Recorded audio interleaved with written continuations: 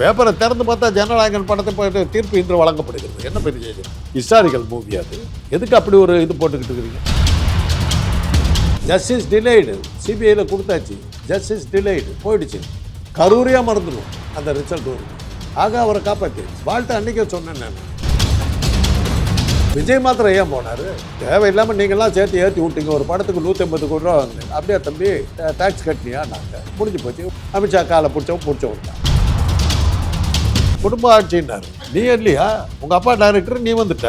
ஏன் வேற நடிகனே இல்லையா தமிழ்நாட்டில்? ஒன்றை விட்டா உதயநிதியை பற்றி ஒவ்வொருத்தரும் ஏன் பேசுறீங்க? பரபரப்பை உண்டாக்குறாரு, மக்கள்கிட்ட போறாரு, மக்கள்கிட்ட நிற்கிறாரு. சனாதனத்தை வெட்டி இது பண்ண வேண்டும் போது உத்தரப்பிரதேசத்துலேருந்து ரியாக்ஷன் வருது. அங்கே துப்பாக்கி சூடு நடந்ததை நானே டிவியில் பார்த்து தான் தெரிந்து கொண்டேன். அவர் ஒரு சீஃப். இதெல்லாம் கேட்டுக்கிட்டு தான் இந்த கூத்தெல்லாம் எங்கே நடக்குது? தமிழ்நாட்டில் தான் நடக்குது, வேற எங்கே நடக்குது? அதிமுக தலைமையில் தான் ஆட்சி நடக்கும்னு சொல்லிட்டு இருந்த இது அந்த இன்னைக்கு அந்த டோன் இல்லையே. பாஜக சொல்றவங்க தான் தலைவராக வருவாங்கன்னு சொல்லி கொண்டு போய் கொடுத்துட்டாங்களே.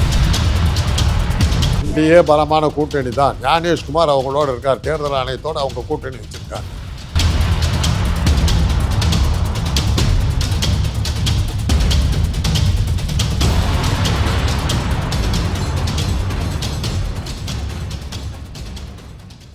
Cloud7 வாய்ஸ் நேயர்களுக்கு வணக்கம். இன்றைய நேர்காணலில் நம்மோடு இணைந்திருக்கிறார் அரசியல் விமர்சகர் டாக்டர் காந்தராஜ்.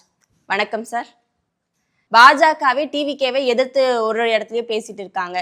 ஆரம்பத்துல கரூர் விவகாரத்திற்கு சப்போர்ட் பண்ண அதிமுக, இப்ப அதை ஊழல் கட்சி. நீங்க படத்தை எப்படி வெளியிட்டீங்க? என்ன ஆச்சு? கரூர் விஷயத்துல அதிமுக தானே விஜய்க்கு முதல்ல ஆதரவா பேசினாங்க. இதுல விஜய் மட்டும் கூட சொல்லக்கூடாது. கரூர் விஷயத்துல இன்னைக்கு என்ன தீர்ப்பு கிடைச்சிருக்கு?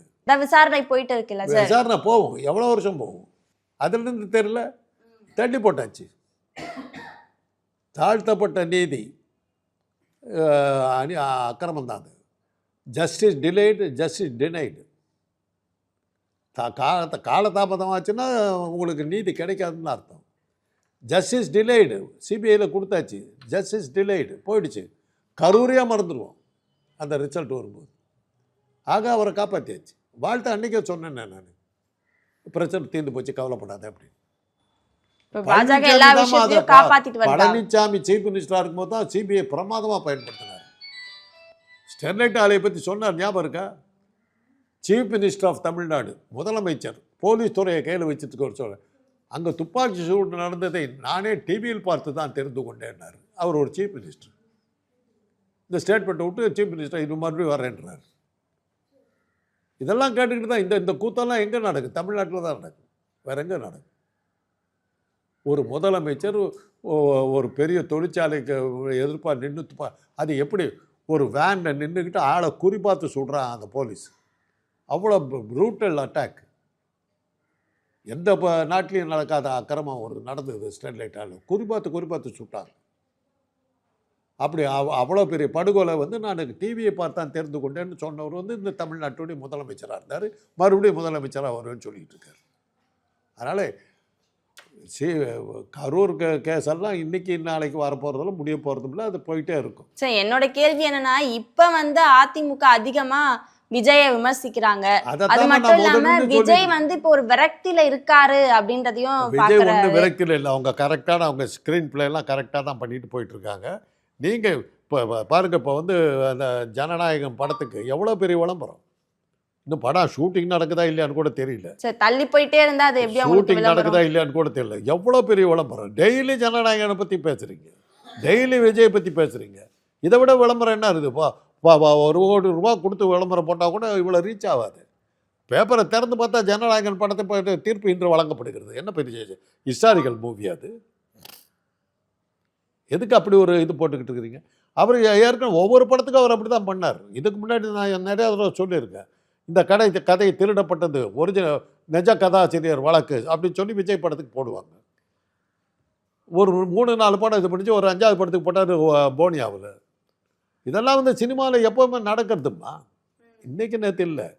பராசக்தி வந்த படம், ஒரிஜினல் பராசக்தி வந்த படம் வந்தபோது அந்த படம் சாதாரணமாக போயிருக்கும், ஓரளவுக்கு நல்லா போயிருக்குங்கிறது வேறு விஷயம். ஆனால் படம் நல்ல படம். அந்த படத்தை தூக்கி விட்டது என்னன்னா, படம் வந்த 3வது நாள் அதை வந்து தடை செய்யணும்னு சொல்லி ஒரு இது காங்கிரஸ்காரங்க போராட்டம் நடத்திட்டாங்க. ரிவைசிங் கமிட்டிக்கு அமைச்சிட்டாங்க. படம் இது நான் பள்ளிக்கூடத்தில் படிச்சுக்கிட்டு இருக்கிறேன். எங்கள் அப்பா கிட்ட போய் சொன்னேன், என்னவோ பராசக்தின்னு ஒரு படம் வந்திருக்குதான், அந்த படத்தை வந்து தடை செய்ய போகிறாங்களா, திராவிட கருத்துக்கள்லாம் அதில் பேசுகிறாங்களான்னு. உடனே எங்கள் அப்பா டிக்கெட்டை புக் பண்ணி எங்கள் எல்லாத்தையும் கூப்பிட்டு போயிட்டார். படம் பிரமாதமான படம், எல்லா மசாலாவும் இருந்தது. அதில் வெறும் கருத்துக்கள் மாத்திரம் இல்லை, அண்ணன் தங்க பாசத்தை வச்சு எடுத்த படம் அது. அது பிரமாதமாக ஓடிச்சுக்க, எல்லாமே இருந்தது அந்த படத்தில். அதனால் அது ஓடிச்சு. இந்த தடை செய்ய போகிறாங்கன்ன உடனே 25 வாரம் ஓட வேண்டிய படம் 1 வருஷம் ஓடிச்சு. அதே தான் அந்த காலத்தில் இது மாதிரி இதெல்லாம் கிரியேட் பண்ணி அதே தான் விஸ்வரூபம்னு ஒரு படம் எடுத்து கமலஹாசன் விட்டார். முஸ்லீம்களுக்கு எதிராக இருக்குதுன்னு ஒரு இதை கிரியேட் பண்ணாங்க. ஒரு குப்பை படம் அது. இன்றைக்கி ஒரு தமிழில் ஒரு படம் பார்த்து என்னான்னே புரியாத போன படம், தமிழ் படமே நமக்கு புரியாது வந்த இது வந்து விஸ்வரூப படம் தான். என்னத்த சொல்ல வர்றாருன்னே தெரியல. அந்த படம் ஓடிச்சு. என்னன்னா அதுக்கு ஜெயலலிதா ஒரு ஸ்டண்ட் பண்ணாங்க. சென்சாரில் அனுமதி கொடுத்தால் கூட தமிழ்நாட்டில் அதை சட்டம் ஒழுங்கு கெடும் என்பதால் நான் வெளியிட தடை செய்கிறேன் அப்படின்னாங்க. உடனே எல்லாத்துக்கும் ஒரு கியூரியாசிட்டி, அது பெரிய இஷ்யூ ஆச்சு. விஸ்வரூபம் வருமா வராதா, முஸ்லீம்களை எதிர்ப்பு, அதை எதிர்ப்பு பண்ணோன்னா அந்த படத்துக்கு பெரிய விளம்பரம் கிடச்சிது. அந்த குப்பை படம் ஓடன்னு ஓடிடுச்சு. ஓகே சார், இப்போ இந்த தேர்தல் களம் வந்து எப்படி மாறுதுன்னே தெரியல சார். ஆரம்பத்தில் டிடிவி தினகரன் அதிமுகவுக்கு எதிராக இருந்தார், நான் அந்த கூட்டணிக்கே போக மாட்டேன்னு சொல்லிட்டு இருந்தார். ஆனால் இப்போ அவர் அதிமுக கூட்டணியில் சேர்ந்துட்டாரு. இன்னொரு பக்கம் ஓ பன்னீர்செல்வமும் வந்துருவாரு அப்படின்னு சொல்லிட்டு இருக்காங்க. இதனால இப்போ இந்த வர தேர்தலில் என்டிஏ கூட்டணி ஒரு பலமான கூட்டணியாக இருக்கும். நிச்சயமா வரும். டிடிவி தினகரன் ஏன் போறாரு, அடுத்த வாரம் கேஸ் வருது. சிபிஐ இது முழு மனதோட தான் கேஸ் வருது, போய்த்தானே ஆகணும். அப்படித்தானே மிரட்டி கூப்பிடுறாங்க. விஜய் மாத்திரம் ஏன் போனார்? தேவையில்லாமல் நீங்கள்லாம் சேர்த்து ஏற்றி விட்டீங்க. ஒரு படத்துக்கு 150 கோடி ரூபா வாங்கினீங்க. அப்படியா தம்பி, டேக்ஸ் கட்டினியா? நாங்கள் முடிஞ்சு போச்சு. அமித்ஷா காலை பிடிச்சவர் தான். அவங்களே சொன்னதுனால சிபிஐ கட்டுக்கிட்டார், எல்லாம் கட்டுக்கிட்டு போய் உட்காந்துக்கிட்டார், சொன்ன பேச்சு கட்டுக்கிட்டு. அவ்வளோதான். அடுத்து ஓ பன்னீர்செல்வமும் அதிமுகவில் வரதா மிரட்டினா நானே போடுவேன். நம்மளெல்லாம் மிரட்ட முடியாது. அமலாக்கத்துறை மிரட்டுற அளவு நம்மகிட்ட காசு இருக்கு. அதனால தான் நாங்கள்லாம் கவனிக்கப்படாமல் இருக்கோம். இதே இன்னொரு சேனல் ஒருத்தர் நடத்துகிறாரு, அவர் மேலே 1000 கேஸ் நடக்குது. ஏன் நடக்குது? கொளுத்துறாரு. இப்போ நீங்கள் என்னை வந்து சாதாரணமாக வச்சுக்கிட்டு இருக்கிறீங்க, அவருக்கு வந்து கொடுக்குறீங்க, அள்ளி கொடுக்குறீங்க. அதனால தான் அவர் மேலே 1000 கேஸு. என்னத்தை பார்க்குறாங்க, இவன் ஒரு அல்ப பிச்சைக்காரன், இவங்ககிட்ட போய் எல்லாது. அதனால தான் எனக்கு மேலே ஆக்ஷன் இல்லை. என்னென்ன நான் ஜெயிலில் இருந்தேன். இப்போ இதனால திமுகவுக்கு ஒரு பிரச்சனையா மாறுமா சார்? ஏன்னா என்டிஏ ஒரு பலமான கூட்டணியா இருக்கு, என்டிஏ பலமான கூட்டணி தான். ஞானேஷ்குமார் அவங்களோட இருக்கார், தேர்தல் ஆணையத்தோடு அவங்க கூட்டணி வச்சுருக்காங்க. அதிகாரத்தை ரிசல்ட் அனௌன்ஸ் பண்ணுறவங்களோட ஃப்ரெண்ட் ஆகிட்டாங்க. அப்புறம் எப்படி உங்களோட ரிசல்ட் எப்படி மாறும்? அதை நியாயப்படுத்துறதுக்காக தான் இவ்வளோ ஆக்ஷன் நடந்துக்கிட்டு இருக்குது. இப்போ திமுக சைடில் அவங்க இந்த ஆட்சி காலத்தில் எந்த ஒரு பிரச்சனையும் இல்லையா சார்? இருக்குதுமா. இப்போ அது வந்து மக்களுக்கு ஒரு அதிருப்தியை திமுக மேலே ஏற்படுத்தி, அந்த அதிருப்தியை வந்து கேஷ் அவுட் பண்ணுறதுக்கு எந்த கட்சி இருக்குது? அதான் இப்போ டிவிகே என்டிஏ வருது. என்ன பண்ணாரு டிவிகே? என்ன பண்ணாரு? எந்த குற்றச்சாட்டை வந்து திமுக மேலே சொல்லி அவர் வந்து இது பண்ணார்? குடும்ப ஆட்சின்னாரு. நீ இல்லையா? உங்கள் அப்பா டைரக்டர், நீ வந்துட்ட. ஏன் வேற நடிகனே இல்லையா தமிழ்நாட்டில்? உன்னை விட்டா? உங்கள் அப்பா உன்னை தானே கொண்டாரு. நீ வாரிசு தான் வந்திருக்க, நீ பேசலாமா? பியூஷ் கோயலுங்கிற ஒரு ஆள் சொன்னார் வாரிசு அப்படின்னாரு. வரிசையாக போட்டாங்க. அப்பா மகன் தாத்தா பாட்டி எல்லாம் அவங்க வரிசையாக பதவியில் இருந்திருக்காங்க. வாரிசு அரசியல் வந்து நம்ம எப்போ எதிர்ப்போம்? அதை வாரிசு ஒரு குப்பையான வாரிசாக இருந்தாக்கா நம்ம எதிர்க்க போகிறோம். இன்னைக்கு காலையில் கூட என் மனைவி கேட்டாங்க, எப்படி அவர் மகனை கொண்டு வர்றானாரு. அந்த மகன் என்ன தப்பு பண்ணார்? உதயநிதிக்கு பதில் சொல்லலம்மா இன்னைக்கு யாருமே. அவரை கண்டு பயப்படுறாங்க. சனாதனத்தில் வெட்டி இது பண்ண வேண்டும்போது உத்தரப்பிரதேசத்துலேருந்து ரியாக்ஷன் வருது. உதயநிதி தலையை வெட்டி கொண்டு வந்தால் 5 கோடி ரூபாய் பரிசு. உத்தரப்பிரதேசத்தில் இருக்கிற தலைவன் வந்து பேசுகிறான். எங்கே ரியாக்ட் ஆகுது? தமிழ்நாட்டுக்குள்ளே மாத்திரம் இல்லை. ஆனால் இப்போ ஃபர்ஸ்ட் வந்து ஆக்டிவாக உதயநிதி இப்போவும் இருக்காரா சார்? தேவைப்பட்டால் தான் இருக்கணும். நேரம் கட்ட நேரத்தில் போய் போராட்டம் பண்ணிட்டு இருந்தால் என்ன பண்ணணும்? இப்போ தேர்தல் களம் நெருங்கிடுச்சு, தேர்தல் வரப்போகுது. இப்போ இவ்வளோ நாளாக பிரேமலதா எங்கேயா பார்த்தீங்களா? இப்போ தானே வந்திருக்காங்க வெளியே. விஜயகாந்த் இறந்ததுக்கு அப்புறம் நம்மளை பற்றி நமக்கு ஒரு தகவலும் தெரியாது. இப்போ பாருங்க, கூட்டம் போடுறாங்க, பேட்டியை கொடுத்துட்டாங்க. எங்களை யாராவது கூட்டணியில் சேர்த்துக்குங்க. இது இந்த டைமில் தான் சம்பாதிக்கணும். கட்சிக்குள்ளார இப்போ கூட்டணிக்குள்ளார சில குழப்பங்கள்லாம் வந்து தான் தீரும். அப்போ தான் வந்து அந்த கூட்டணி வந்து ஸ்ட்ராங்காக இருக்குதுன்னு அர்த்தம். ஜெயிக்கிறதுனால தானே உங்ககிட்ட அதிகமாக சீட்டு கேட்குறான். திமுக கூட்டணியில் குழப்பம் இருக்குதுன்னு நீங்கள் போடுறீங்க. ஏன் குழப்பம் வருது? அதிக சீட்டு வந்தால் என்ன இதில் ஜெயிக்கக்கூடிய இது சான்சஸ் நமக்கு நிறையா இருக்கிறதுனால தான் கூட்டணியில் குழப்பம் வருது. ஜெயிக்க மாட்டேன்னாக்கா அதை கொடுத்தா சைலண்டாக இருந்ததுன்னா ஜெயிக்க போகிறதுன்னு அர்த்தம். இப்போ வந்து திமுக சைடில் இந்த சட்ட ஒழுங்கு பிரச்சனைகள் இருக்கு, அது மட்டும் இல்லாமல் கூட்டணிக்குள்ளேயே சில ஒரு குழப்பம் இருக்கு அப்படின்றதுனால மக்கள் இதையும் பார்த்துட்டு தானே இருக்காங்க சார். அதைத்தான் நான் சொல்ல வரேன். கூட்டணியில் குழப்பம் வருதுன்னா என்ன அர்த்தம்? ஜெயிக்கிறதுக்கு வாய்ப்புகள் இருக்கிறதுனால ஒரு குழப்பம் வருது. ஜெயிக்க மாட்டேன்னு சொன்னாக்க எப்பா எனக்கு சீட்டே வேணான்னுவாங்க. ஒரு உதாரணம், எல்லாம் வழக்கமாக சொன்ன உதாரணம் தான். சரத்குமார் ஒரு கட்சி வச்சுருக்கார், சமத்துவ மக்கள் கட்சின்னு. எனக்கு 40 இடங்கள் கொடுத்தால்தான் கூட்டணியில் இருப்பேன், நான் போகிறேன்னாரு. கொடுத்துட்டாங்க 40 சீட்டு. கேண்டிடேட் இல்லை, வேட்பாளர் இல்லை, விட்டுட்டார். இன்றைக்கி அந்த கட்சி எங்கே இருக்குதுன்னு தெரியல. ஒரு வெற்றி வாய்ப்பு இருக்கிற கூட்டணியில் தான் குழப்பங்கள் வரும். வெற்றி வாய்ப்பு இல்லைன்னாக்கா குழப்பம் வரத்துக்கு வாய்ப்பு. சண்டை போட்டு என்ன பண்ண போகிறோம்? தோக்க போகிறோம். என்னத்துக்கு? இந்த சுயேட்சைகள்லாம் வேட்பு மனு தாக்கல் பண்ணிடுவாங்க. அவங்கள எங்கேயா பார்த்துருக்கீங்களா? அவங்களுக்கு வேண்டியதுனால அந்த பேர் வரணும், ஒரு விளம்பரம், அதுக்காக போடுவாங்க. அதனால தான் வந்து இந்த டெபாசிட் தொகை வந்து அதிகப்படுத்தினாங்க. அப்போ விடாமல் நிற்கிறவங்க இருக்காங்க. அவங்களுக்கெல்லாம் என்னன்னாக்க ஒரு சன நேரம் சந்தோஷம், தான் பேர் பேப்பரில் வந்ததுங்கிற ஒரு சந்தோஷம்.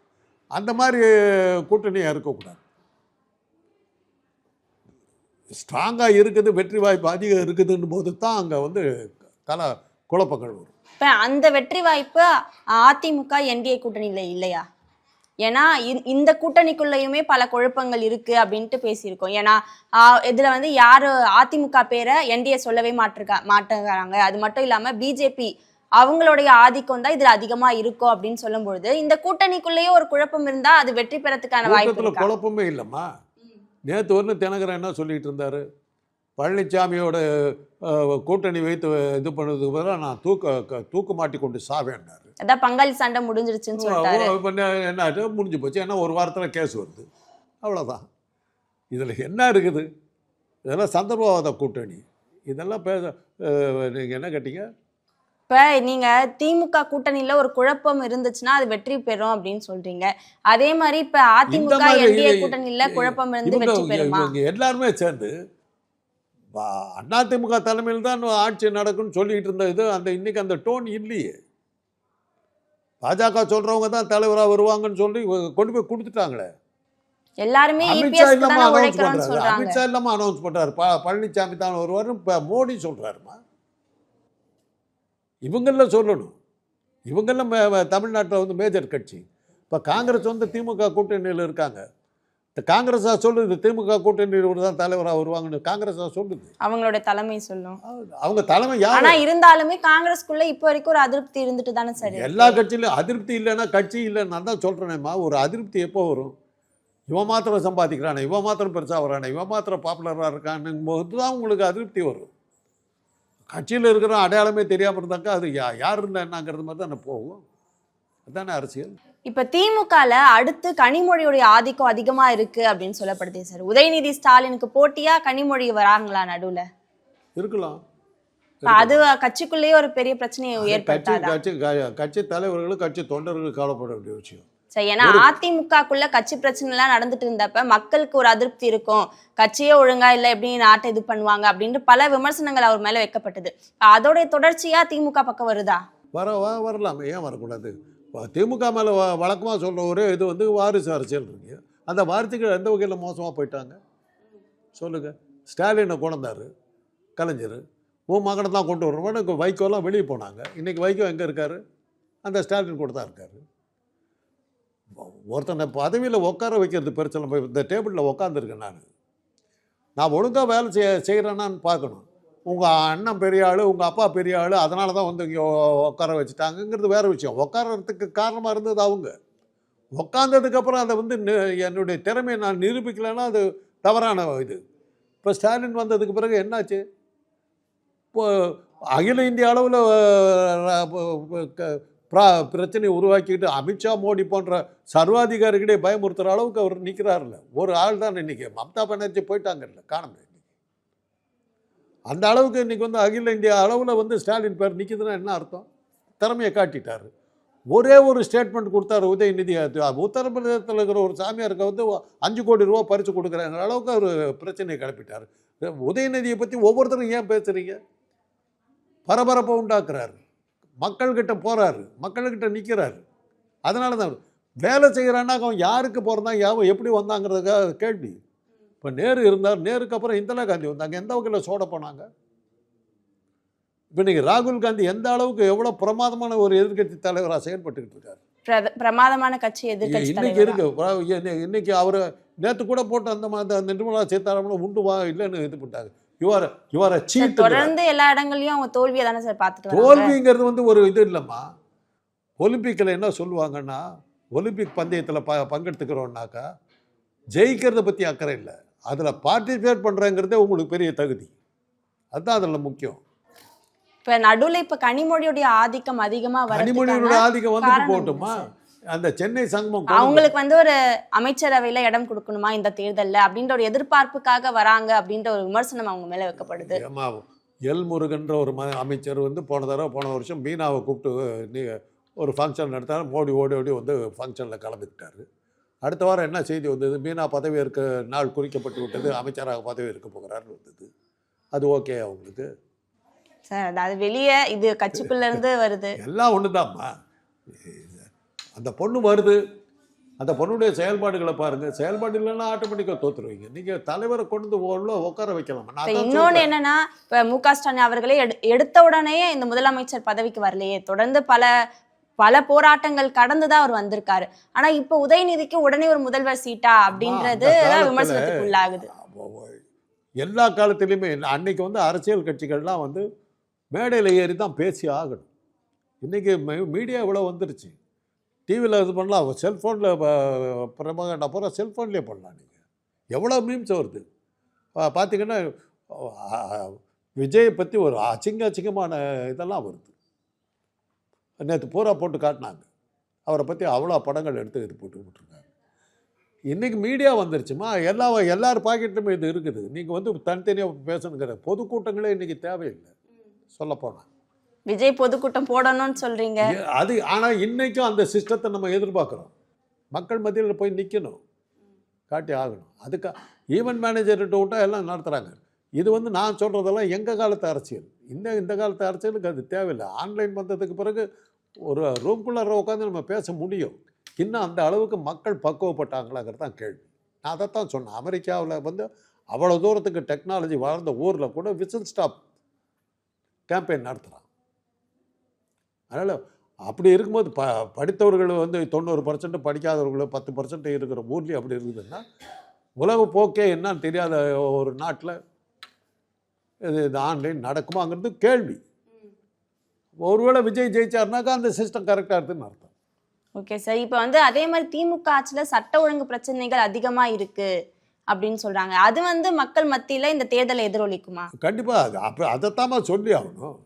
ஹிந்தி எதிர்ப்பு போராட்டத்தை என்ன சொன்னாங்க? எங்களை எல்லாம் என்ன சொன்னாங்க? தீவிரவாதிகள். நாங்கள் எப்படி எங்கள் படங்களெல்லாம் எப்படி போட்டாங்க?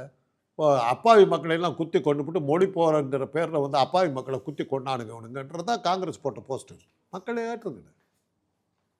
அதே சமயத்தில் அதிமுக எப்படி ஜெயிச்சது? எம்ஜிஆர் ஃபஸ்ட்டு இது எலெக்ஷனில் வீரபாண்டியில் வந்து வீரபாண்டி ஆறுமுகத்தினுடைய உறவுக்காரர்கள் அதிமுகவை சேர்ந்தவங்க அப்பா மகன் எல்லாத்தையும் வெட்டி துண்டாக வெட்டி கொடூரமான கொலை. அந்த படங்களெல்லாம் அப்படியே போட்டு எல்லா இடத்துலையும் ஓட்டினாங்க. இந்த கொலைகாரர்களுக்கு அவங்க ஓட்டுன்னு போட்டாங்க. அந்த போஸ்டரும் பயங்கரமாக ஈடுபட்டுச்சு. அது கரெக்டாக பார்த்தீங்கன்னா எங்கள் அண்ணன் அந்த எலெக்ஷன் நிற்கிறாரு. அது அந்த தொகுதி தான். அது எங்கள் அண்ணன் பயங்கரமாக தோத்தார். அடையாளம் தெரியாத கண்ணன்ற ஒருத்தர் வந்து நின்று ஜெயிச்சார். அந்த போஸ்டருக்கு அவ்வளோ எஃபெக்ட் இருந்தது. அதெல்லாம் நீங்கள் பயன்படுத்துகிற விதத்தை பொறுத்தது. இப்போ கனிமொழியை வந்து நம்ம ஏற்றுக்கிறோமா ஏற்றுக்கிடையாங்கிறது வேறு விஷயம். அது நல்லா செஞ்சாக்கா நம்ம ஏற்றுக்கிட்டு போகிறோம், அவ்வளோதான். பல்வேறு தகவல்களை பகிர்ந்து கொண்டதுக்கு நன்றி சார்.